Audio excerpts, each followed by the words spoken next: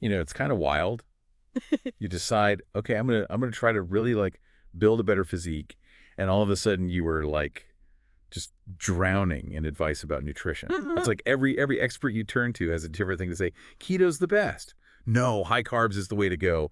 And then there's all this stuff about superfoods. It's like, what am I supposed to eat? Yeah, it's so true. And that's why I think that's actually exactly why we were really excited to dive into this particular guide, because it really promises to help you navigate all that kind of craziness. Exactly.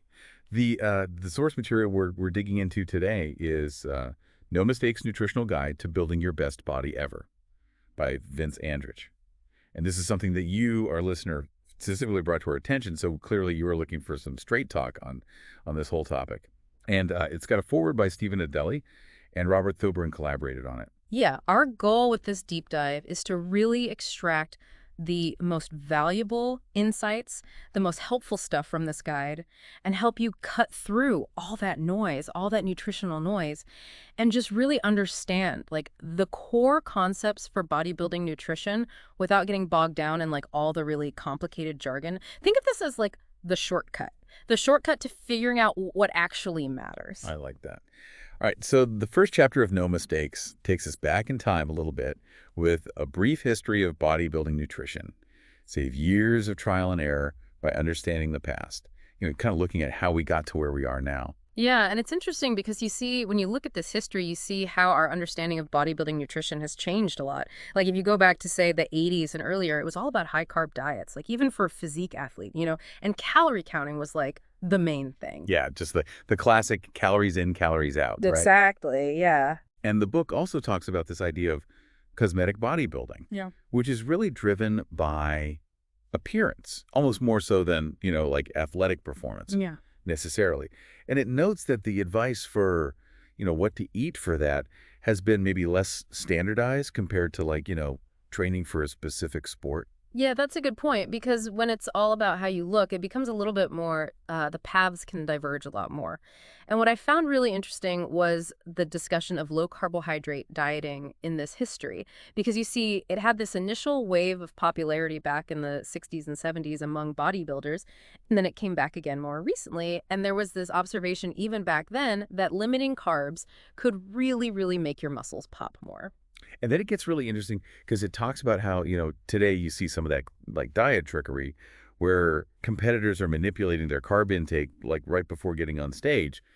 But the author seems to be making the point that like a more consistent, fundamentally sound nutritional approach is probably going to be more effective, especially in the long run. Right, exactly. And then it leads into this idea of lessons for the carbophobic bodybuilder, which I thought was pretty interesting because it really emphasizes that carbohydrates, which provide 4 calories per gram, are essential for energy, right? And can even help with fat loss if you manage them correctly. So it pushes back against this whole idea that all carbs are bad and will just make you, gain fat. It's about managing them. Which I think is a message that a lot of people, they need to hear. Yeah. The chapter also encourages bodybuilders to really dive into the glucose economy section later on in the book. Yeah. And to really understand how their body handles carbohydrates and insulin. Yeah, it seems like that's going to be a big theme throughout the book. Yeah, totally.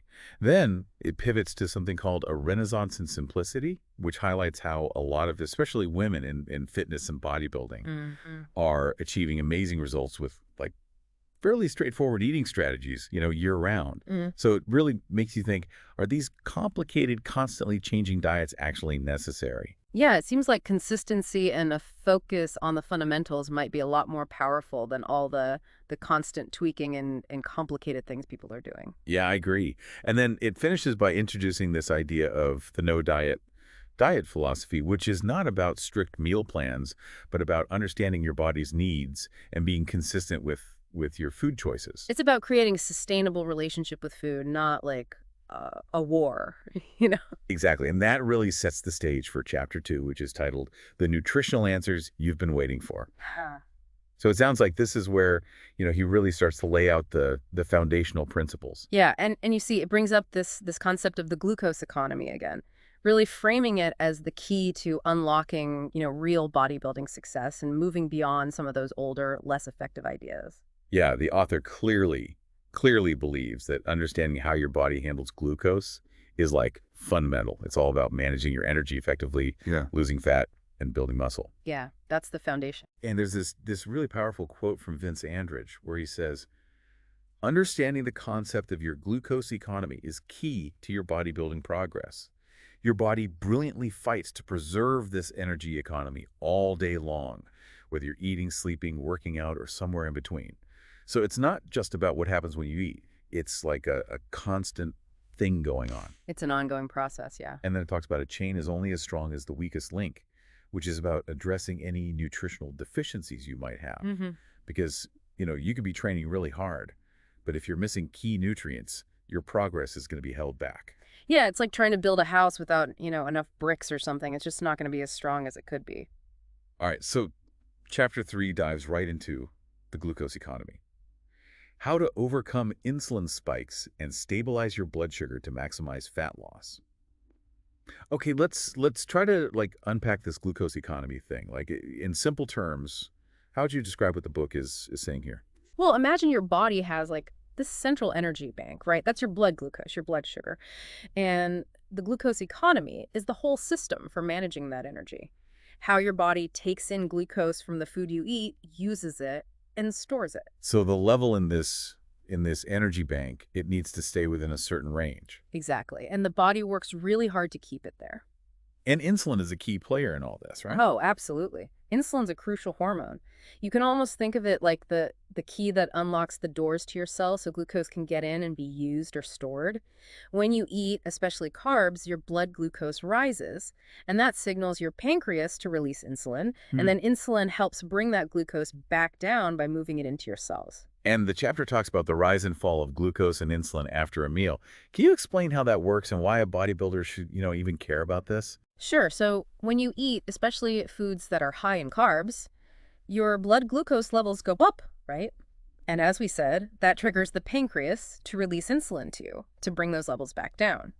Now, the speed and how much it rises and falls, that can really vary depending on what you eat and how much you eat. And for bodybuilders, this is super important because you want to keep your energy levels stable throughout the day, right? Yeah. And you want to optimize what's called nutrient partitioning. Nutrient partitioning. So think of it as your body deciding where the nutrients from your food are going to go. Ideally, you want those nutrients going to your muscles so they can grow and recover and not being stored as fat. Right. So you're saying managing this glucose and insulin can actually influence where those nutrients go in your body. Exactly. Wow. That's pretty powerful. Yeah. Okay. So this ties into that common fear, right? Carbs make me fat. What does the guide say about that? Well, it tackles that head on. It makes it clear that if you eat more calories than you burn, regardless of where those calories come from, protein, fat, or carbs, you're going to gain fat. But it also says that carbs themselves aren't the bad guy. They're an important source of energy for your body, and especially for those really tough workouts you're doing. So it's not just about demonizing one macronutrient, it's about the overall balance. The total calories and how they're used. Exactly. Makes sense. Then it goes on to explain how carbohydrate impacts your fat burning rate, and actually makes the point that strategic carb intake can help you burn fat. Yeah, because it helps keep your blood sugar stable and provides that energy for your workouts. So if you're constantly low on energy because you're restricting carbs too much, your workouts are going to suffer, right? And that could actually hurt your progress. You need the energy to train hard and burn those calories. You need energy to expend energy. That makes sense. There's also a section called Making Sense If You Please, Not If You Must. What's the main takeaway there? So this part basically says that while understanding the glucose economy is really helpful, you don't have to be a biochemist to get results, You just got to find an approach that you understand well enough to actually be consistent with. Sustainable habits are more important than perfect knowledge. Exactly. And then it gets into a solution to the problem. Harnessing your fat-burning turbocharger. That sounds promising. Right. So the turbocharger they're talking about is your body's own ability to burn fat for energy. And the guide explains that if you manage your carb intake strategically, avoiding those big spikes and crashes in blood sugar, you can actually train your body to become better at using its fat stores for fuel. Okay, so you're kind of shifting your body's preference towards burning fat more efficiently. Exactly. It also mentions muscle meltdown amino acids as glucose. Yeah. Now, how does protein fit into all of this glucose economy? Well, this is a reminder that our metabolism is all connected, right? So when your body needs glucose for energy, especially if you're low on carbs or you're working out really hard, it can convert amino acids from protein into glucose. So your body might actually start breaking down your muscles to get the energy it needs if you don't eat enough carbs. It could, yeah. It's called gluconeogenesis. And that's why getting enough protein is so important, especially when you're watching your carb intake. You don't want your body eating away at your hard-earned muscle to get the energy it needs. Yeah, that would defeat the whole purpose. Okay. And then the chapter asks this question: why do we have body fat? It seems simple, but I think there's more to it, right? Yeah, so the guide explains that body fat is like this vital energy reserve. Our bodies evolved to store fat to help us survive when food was scarce. And while we might want to reduce body fat for aesthetic reasons, the body's main priority is to keep those blood glucose levels stable. How much body fat we store is influenced by our overall energy balance, of course, but also by hormones, and insulin plays a big role in fat storage. Okay, so it's not just about calories in, calories out then. Not entirely, no. Interesting. And finally, in this chapter, there's a reference to a prehistoric predicament. What's that all about? It's this idea that because of our evolutionary past, with those cycles of feast and famine, our bodies are still really good at storing fat. We're wired for survival. Exactly. Okay, moving on to chapter 4. Stop thinking about dieting forever with evolutionary eating, teaching old biochemistry new tricks. So it sounds like we're shifting to a more long-term approach here. Yeah, evolutionary eating is presented as a philosophy rather than a strict diet. It's all about understanding your metabolism and working with your body, not against it. I like that. And it starts with step 1. Mhm. Start by eating 15 calories per pound of body weight. Is that like a magic number for everyone? It's a good starting point. But the guide acknowledges that individual needs can vary depending on how active you are, your metabolism, and your goals. So it's really a guideline, and you might need to adjust it based on your progress. Okay, makes sense. Step 2 is spread your calories over 5-6 smaller meals. Now, we hear that a lot. What's the reasoning behind it, according to this book? Well, the idea is that if you eat more frequently but smaller portions, it helps keep your blood sugar levels more stable. And that can be really helpful for managing your energy and, preventing those big crashes that you get when you eat a huge meal and then don't eat for a long time. Yeah, that makes sense. It's like a steady stream of energy instead of these big peaks and valleys. Exactly. All right, step 3 is eat more protein than you need to, 40% of calories. Now, that's a lot higher than what we typically hear, right? It is, and the guide calls it an anti-conventional protein recommendation, specifically for bodybuilders. It's all about the role of protein in building and repairing muscle tissue, because when you're weight training, you're putting a lot of stress on your muscles. Right. You're basically breaking them down. Yeah, so you need more protein to support that growth and recovery. And it immediately follows that with, remember that at the end of the day, it's your fat balance that matters to your mirror in your measuring tape. So it's bringing us back to calories in versus calories out, but with this added focus on protein. Exactly. While the specific breakdown of protein, carbs, and fat is important, you still need to pay attention to your overall calorie intake if you want to lose fat or gain muscle. Okay, that's a good reminder. And there's this quick mention of take advantage of Mother Nature to melt away your body fat, which I'm guessing is about choosing whole foods. Yeah, that's exactly it. Focusing on nutrient-dense, unprocessed foods. The good stuff. Exactly. And the guide also points out that a higher protein intake does more than just build muscle. It also helps you feel full and supports your metabolism. That's great. And it seems like good news that you can eat the evolutionary way all the time. Yeah. So it's not a temporary diet, it's a lifestyle, right? Exactly. It's designed to be sustainable long-term. And they reiterate that general macronutrient split: 40% protein, 40% carbs, and 20% fat. Okay, so the next question that comes up is, do I really need a protein supplement? Yeah, and the guide says that while whole food sources of protein should be your priority, supplements can be a convenient way to help you hit those higher protein targets, especially around your workouts. Yeah, I could see that. Okay, and then it gets into maximizing muscle growth with this idea of addressing both sides of the muscle building equation. What does that mean exactly? So there are two main processes involved in muscle growth, right? There's building new muscle tissue, and then there's preventing muscle breakdown. And the guide is saying that you need to address both of these. Okay, so you want to build more muscle and also prevent losing muscle. Right. And they mention dual-action protein supplements, which are supposed to help with both of those things. And there's this optional section on protein balance. What's that all about? So protein balance is basically the difference between how much protein your body is building and how much it's breaking down. To build muscle, you need to be in a positive protein balance, meaning you're building more than you're losing.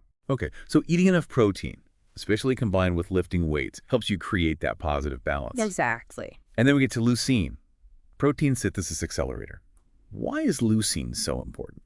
Leucine is a special type of amino acid, and it plays a really big role in telling your body to start building muscle protein. You can almost think of it like the trigger that turns on muscle growth. That's why it's so important, especially after you work out. So it's like the signal that says, okay, time to build some muscle. Right, exactly. There's also a mention of fast proteins, a double-edged sword. What's the potential downside there? So while fast-digesting proteins like whey protein are great for a quick hit of amino acids after your workout, the guide says that it's better to have a more balanced and consistent intake of protein from different sources throughout the day. Because fast proteins, they're great for that quick boost, but for sustained muscle growth, you need that steady supply of amino acids.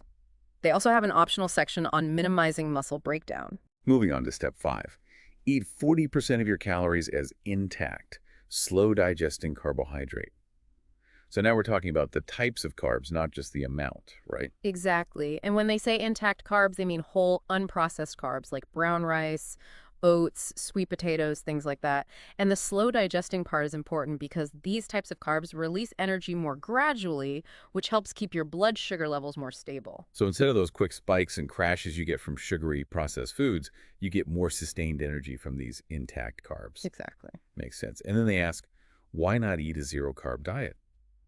So what's wrong with going extremely low carb, especially for someone who's bodybuilding? Well, the guide points out that if you restrict carbs too severely, it can actually hinder both muscle building and your performance because you need carbs for energy, especially for those intense weightlifting workouts. So if you don't eat enough carbs, you might feel tired, your recovery could be slower, and you might even start breaking down more muscle tissue because your body's looking for fuel. So carbs are actually important for muscle building and recovery. Yeah, in the right amounts. Okay, that's interesting. So specifically, what types of carbs are they recommending? Primarily those whole unprocessed carbs we talked about, like whole grains, legumes, vegetables, fruits. And they make this point that it's not just about the amount of carbs you eat, but the quality. Like a slice of white bread is not the same as a bowl of oatmeal, even if they have the same number of carbs. The quality matters. Right. Okay, so that leads into a discussion of carbohydrates and the glycemic index, GI. Can you give us a quick breakdown of what the GI is and why it's important? The glycemic index is basically a ranking system for carbs that tells you how quickly they raise your blood glucose levels when you eat them.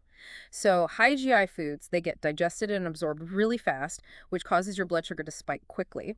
The guide says to watch out for eating too many of those processed high GI foods, even comparing it to the feeling you get after eating a big Chinese food meal. Like that sugar rush and then the crash. Yeah, exactly. And it goes into a little more detail about how the GI works and what affects it. And finally, step 6. Eat 20% of your calories as fat, mostly unsaturated fat. So why the emphasis on unsaturated fats specifically? They recommend being moderate with saturated fats, saying they're more likely to be stored as body fat compared to unsaturated fats. And then they talk about essential fatty acids, EFAs, which are fats that your body can't make on its own, so you have to get them from your food. And what do these EFAs actually do for someone who's trying to build muscle and get stronger? They play a few really important roles. They help with muscle protein synthesis, they regulate hormones, which is super important for muscle growth and recovery, and they also contribute to your overall health. Okay, so they're definitely not something you want to skimp on. No, definitely not. All right, moving on to chapter 5. Simple and easy muscle-building meal preparation for evolutionary eating. So this is where the rubber meets the road, right? Taking all this knowledge and putting it into practice in the kitchen. Yeah, this chapter focuses on practical strategies for meal prep that fit with the evolutionary eating approach. And the main point is that eating well for bodybuilding doesn't have to be complicated or time-consuming. Which is really reassuring because most of us have busy lives, right? Yeah, exactly. What are some of the key things they highlight for meal prep? So they talk a lot about having lean protein sources ready to go, like chicken breast, fish, turkey, lean ground meat. because protein is so crucial for muscle repair and growth, right? Right. And they recommend having complex carbohydrates on hand, those whole unprocessed ones we discussed, for energy. And then they also mention fibrous carbs, which are your vegetables, for all the health benefits and fiber and stuff. Okay, so protein, complex carbs, and Yeah, veggies. got it. And then there's a summary, a compressed look at cosmetic bodybuilding nutrition, which kind of brings it all together. Yeah, it's a nice recap of the 6 key steps. That initial calorie target, eating 5, 6 meals throughout the day, getting 40% of your calories from protein, possibly using dual action protein supplements, focusing on those intact, slow digesting carbs for another 40% of your calories, and then aiming for 20% of your calories from mostly unsaturated fats. Okay, so it's all about following those steps consistently. And then it gets super practical with no mistakes meal plans. Right. They actually give you examples of what to eat at different calorie levels, ranging from like 1,700 to 3,400 calories. Mm. And they all follow that 40-40-20 macronutrient breakdown. Like, for example, this 2,200 calorie plan, you see things like chicken, brown rice, healthy fats, and it's all spread out throughout the day. Yeah, it shows you exactly what a day of eating might look like if you want to hit those macronutrient targets. And it also provides these lists of recommended foods, the No Mistakes Guide to Real Foods, lean proteins, complex carbs, fibrous veggies. Yeah, it takes all the guesswork out of it. And they also have a no mistakes guide to fats you should avoid and a no mistakes good fat cheat sheet, so you know exactly which fats to choose. And finally, they remind us that there's a glossary in the back if we need help understanding any of the terms. Yeah, it's a handy resource. So, as we wrap up this deep dive into Vince Andrich's No Mistakes Guide, what would you say is the most important takeaway for our listener? I think the core message here is about understanding the basics of nutrition, especially this idea of the glucose economy.